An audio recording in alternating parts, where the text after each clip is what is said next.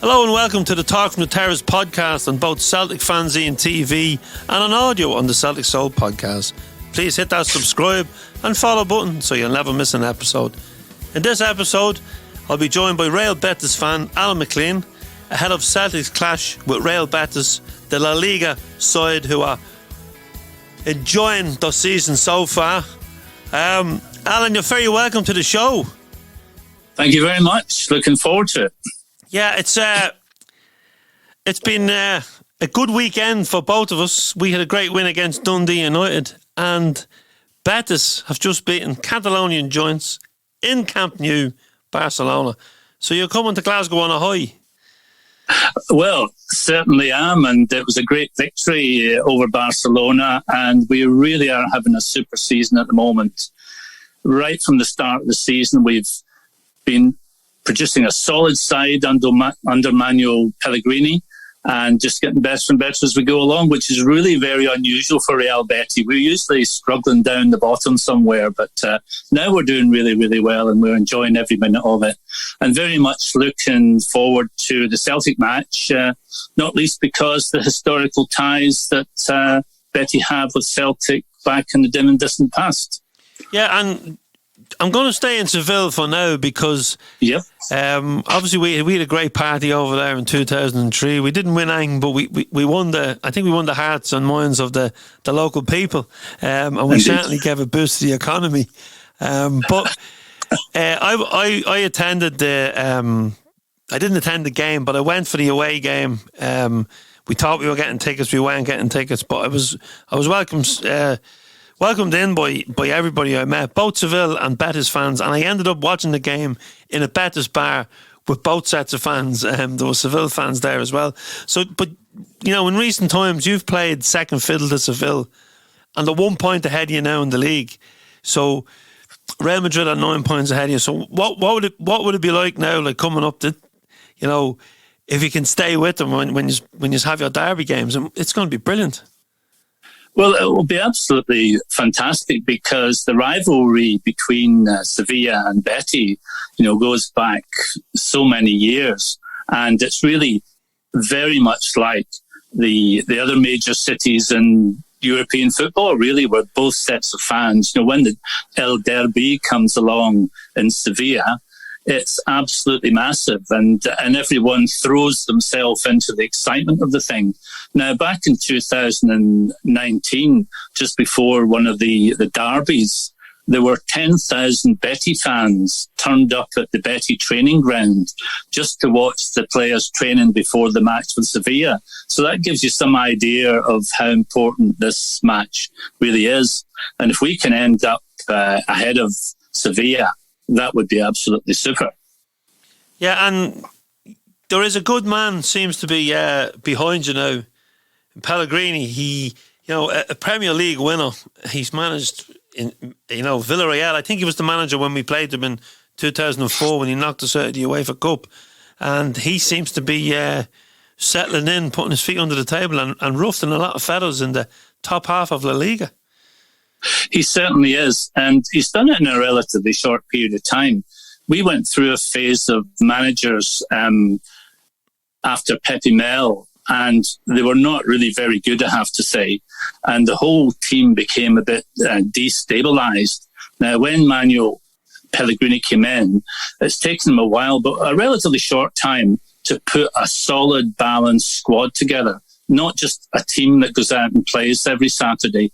He has the habit of setting up a team, maybe like he did with Manchester City when he was there, that he would look at the opposition, decide what the best team was for him, and he'd put them out. So all of the squads, which numbers about 22, I think, they all get game time, and that keeps the squad happy, keeps the players happy. It also gives them a sense of togetherness. And the fans, it took a little while to get used to this way of playing different team out every week, but it's certainly starting to reap some rewards, and we're absolutely loving it because there is now a sort of defined style to the team which we haven't had for quite a while. Yeah, we're having a love in with our new manager, Ange Postecoglou. We're loving that attacking style. We're starting to get it right at the back, but unlike Pellegrini, he's relying on a small pool of players. You know, he has his favourite 11, and when the player gets injured, someone else gets a chance.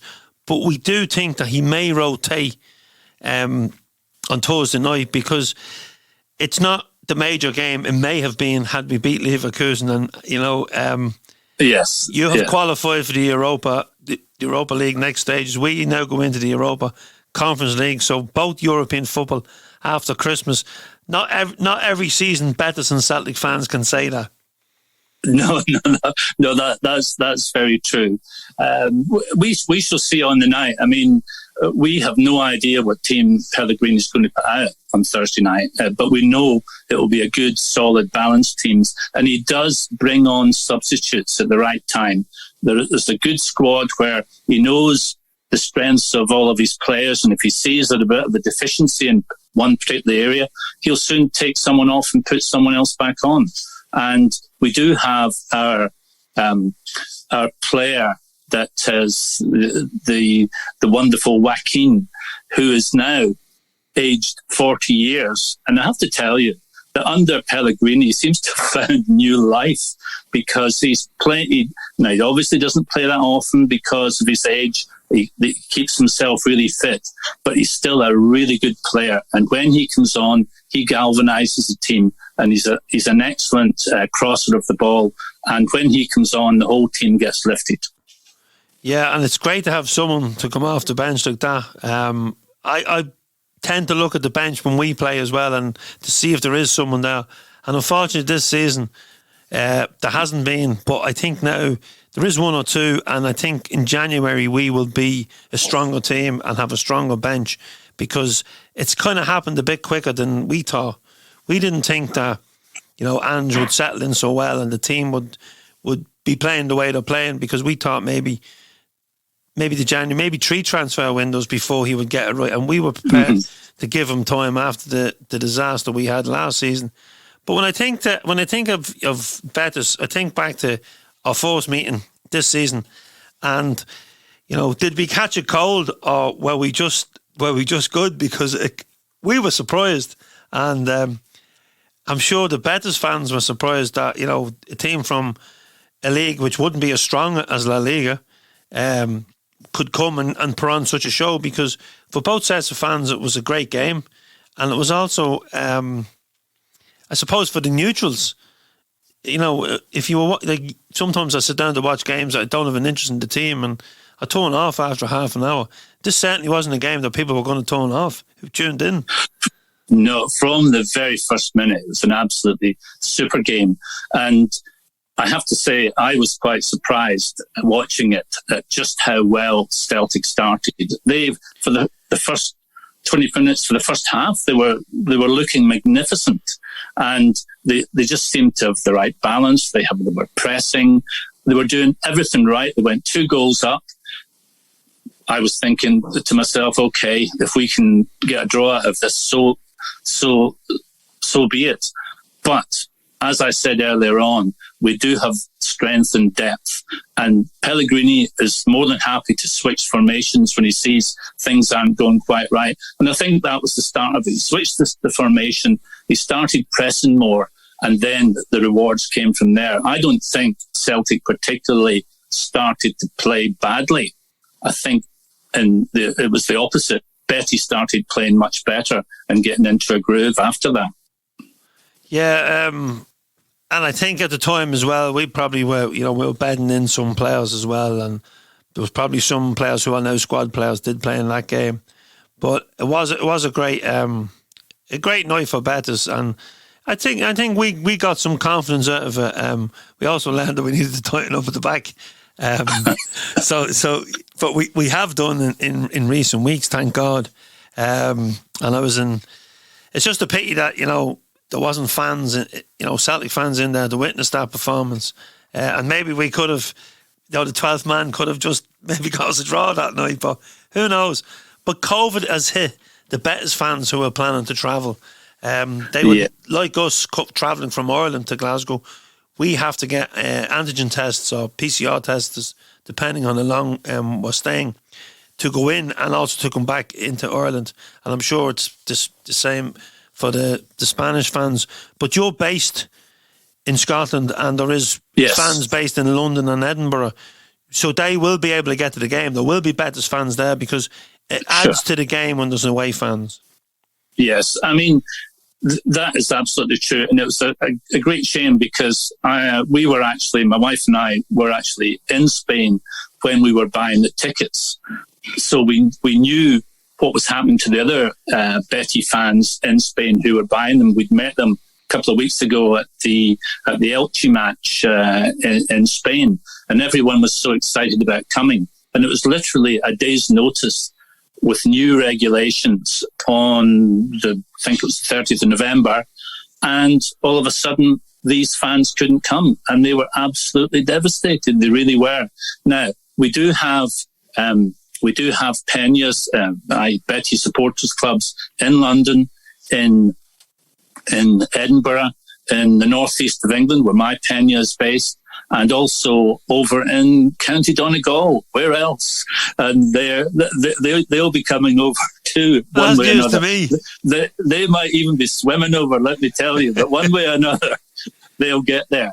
And also, what you'll find is that in the various parts of the UK, you have Spanish students studying, you'll have Spanish people teaching in universities, so they will be coming over as well. And it's just a shame because we've got Peñas, and I mean I know the president of the Bertie Peña in Miami, and he was thinking of coming over.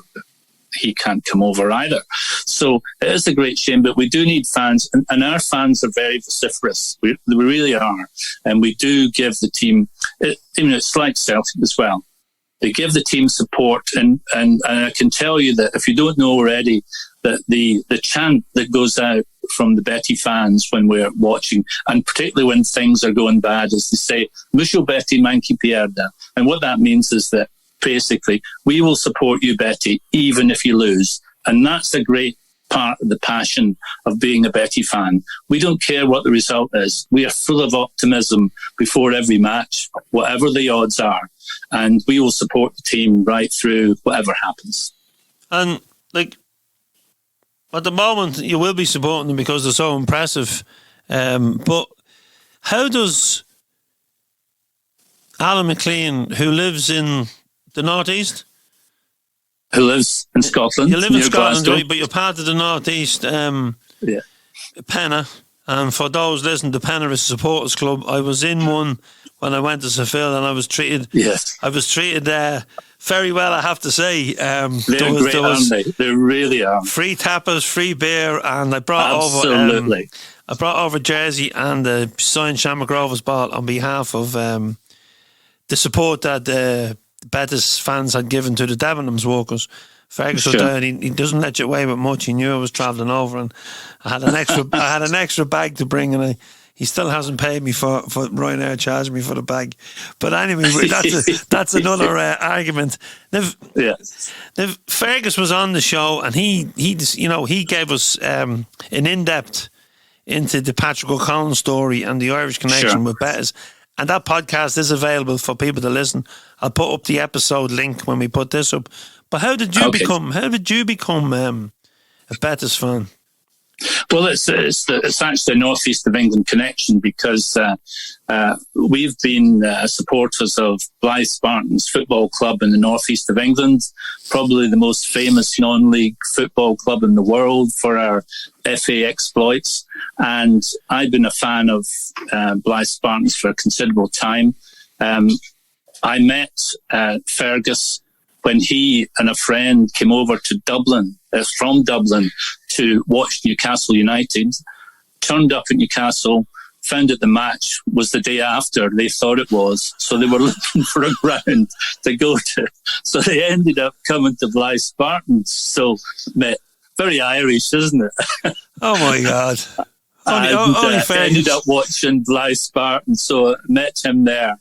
We're also joined there by another friend of ours, the third member of the Patrick O'Connell Foundation team, and that was Simon Needham. Now, Simon lives in Blythe, and he has enjoyed going to watch Spanish football for some years, so he was really into the La Liga thing as well. We all met up.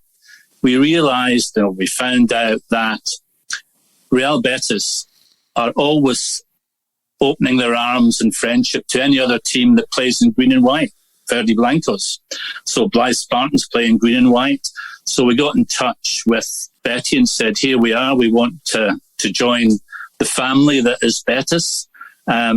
And 2 years later, we managed to get all the forms done to become a supporters club, the Peña Bética Blythe Betis. And we are now part of the Federation of Supporters Clubs of Real Betis.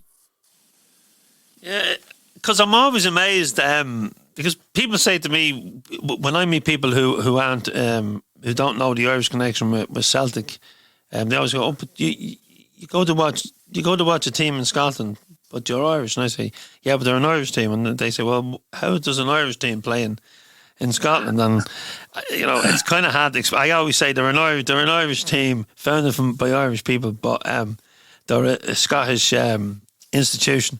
And that kind of covers me with both, and I don't offend anyone because some people do get offended. But yeah. So for years it was just as simple as that, and then you started to travel to see them. And sure, yeah. We lived near Blythe, so we supported them. I ended up on the board of Blythe Spartans as well, which sounds very glorious, but it isn't really. It's all volunteer work, and as you know, that's where you get the most fun. That's where you get the real fans, and in non-league football, that's where you get real football as well. Because when one of our players is knocked down, they just get back up again and know that some stage later they can get a bit of retaliation in. They don't need to roll around in the ground before they do that. So it's great football. And, going back to the Patrick O'Connell connection, that's where that happened at Blythe Spartans, where we had a visit from Mike O'Connell, Patrick's grandson, who gave us a talk about Patrick. And the three of us, Fergus, Simon and I, decided to do something to honour Patrick O'Connell. And that's when even more Celtic connections came in via Belfast Celtic Football Club Museum in Belfast, but also the fact that we wanted to do things in Dublin and Belfast to honour Patrick. And thankfully, and I'd just love to mention this, that Glasgow Celtic Football Club were right behind us. And the very first thing that we did for the foundation was to arrange for a memorial plaque to be put up at Patrick O'Connell's old house near Croke Park. And Celtic thankfully said, yeah, we'll fully cooperate with that. And they managed to arrange to send over to Dublin Bertie Auld, may he rest in peace, and John Clark. It was such a privilege to have them to get our foundation started off. And they understood the link between Belfast Celtic, Real Betis, and so forth, and Glasgow Celtic as well. So that was a great thing to have. And John and Bertie, personally, they then supported us after that with fundraising and various other things as well. So it was super. Yeah, John is a hero of Lisbon, and Bertie is probably the biggest character from Lisbon. He will be sadly missed. I just recorded a podcast, the Grand Old History, with David Potter, who's a Celtic historian. And, yes. What came out of that was, how much Bertie was loved by everyone you met, and I'm sure when you met him, you went, wow, this guy is just different class. Well, yes, different class are the words to use. And he came when we launched our foundation, he and John came over to Belfast, to the Belfast Celtic Museum where that happened.